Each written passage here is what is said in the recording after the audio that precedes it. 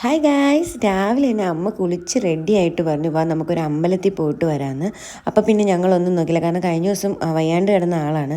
അപ്പം അമ്മയ്ക്ക് തന്നെ അറിയാം അമ്മ ഇനി കീമോയ്ക്ക് വേണ്ടി വെയിറ്റിംഗ് ആണ് അടുത്ത മന്ത് മുതലെന്ന്. അപ്പം പുള്ളിക്കാരി എന്നെ പറഞ്ഞത് എനിക്കിനി കീമോ തുടങ്ങി കഴിഞ്ഞ് കഴിഞ്ഞാൽ ഒന്നും ചെയ്യാൻ പറ്റത്തില്ല, വാ പോയിട്ട് വരാമെന്ന്. പിന്നെ ഞങ്ങളൊന്നും നോക്കിയില്ല, രാവിലെ തന്നെ റെഡിയായി അങ്ങ് ഇറങ്ങി. കാരണം അമ്മയുടെ ആവശ്യങ്ങളാണല്ലോ ഇപ്പം നമുക്ക് മുൻഗണന എന്ന് പറയുന്നത്. അപ്പം ഞങ്ങൾ രാവിലെ തന്നെ ഇറങ്ങിയിട്ട് പോകുന്ന വഴിക്ക് മൊത്തം ഞങ്ങൾ സംസാരിച്ചിട്ടാണ് പോയത്. അപ്പം അമ്മയോട് ഇതുവരെയും പറഞ്ഞിട്ടില്ലായിരുന്നു കീമോ സ്റ്റാർട്ട് ചെയ്യാൻ പോവാന്ന്. പക്ഷേ പുള്ളിക്കാരിക്ക് അത് മനസ്സിലായി. പുള്ളിക്കാരി അതിന് മുന്നേ പ്രിപ്പയർഡായി തുടങ്ങി. അതൊക്കെ അറിഞ്ഞിട്ടാണ് ഞങ്ങൾ പോകുന്നത്. അപ്പം ഞങ്ങൾ പോയത് കടയ്ക്കൽ അമ്മയുടെ നടയിലാണ്, കടയ്ക്കലാണ് പോയത്. അപ്പം അവിടെ നെയ്വിളക്ക് കത്തിക്കുന്നത് നല്ലതാണെന്ന് പറഞ്ഞിട്ട് ഞാനിങ്ങനെ നെയ്വിളക്ക് കത്തിക്കുവാണ്. അപ്പം രോഗശാന്തിക്കൊക്കെ നല്ലതാണെന്ന് പറഞ്ഞു. അപ്പം ഞങ്ങളിപ്പം ഭയങ്കര ഒരു സ്ട്രെസ്സിലൊക്കെയാണ്, ഞങ്ങളെക്കൊണ്ട് താങ്ങാൻ പറ്റുന്നതിനപ്പുറം ഒരു സ്ട്രെസ്സിൽ നിൽക്കുവാണ് ഞാനും കല്ലും ഒക്കെ.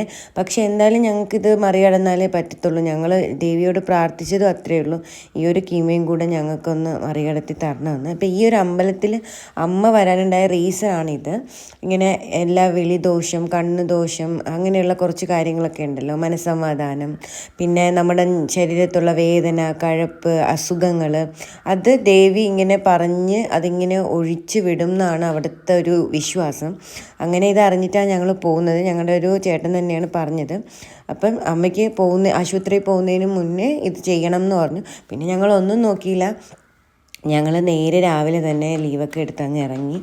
അപ്പം അമ്മ ചെയ്തപ്പോൾ ഞാനും കൂടെ ചെയ്തു. ഞാൻ ഭയങ്കര ഈശ്വരവിശ്വാസിയാണ്, പക്ഷെ ഇങ്ങനെയുള്ള കാര്യങ്ങളിൽ ഒട്ടും അന്ധവിശ്വാസിയല്ല. പക്ഷേ ഇങ്ങനെയുള്ള കാര്യങ്ങൾ ഞാൻ നന്നായിട്ട് വിശ്വസിക്കുന്ന ഒരാളാണ്. അപ്പം ഞാൻ അവിടെ പ്രാർത്ഥിച്ചുകൊണ്ടിരുന്നതും എൻ്റെ കാലിൽ വേദനയൊക്കെ ഉണ്ട്, അതൊക്കെ മാറ്റി തരണേ ദേവി എന്നൊക്കെയാണ് ഞാനും പ്രാർത്ഥിച്ചിട്ടിരുന്നത്. അപ്പം ഞങ്ങൾ അമ്മയ്ക്ക് വേണ്ടിയിട്ട് കുറേ നേർച്ചയും കാര്യങ്ങളൊക്കെ ചെയ്തിട്ടുണ്ടായിരുന്നു. അപ്പോൾ അതൊക്കെ കൊണ്ട് കൊടുത്ത് ഒരു നൂലൊക്കെ ജപിച്ച് കൊടുത്തപ്പോഴാണ് അമ്മയ്ക്ക് സമാധാനമായത്.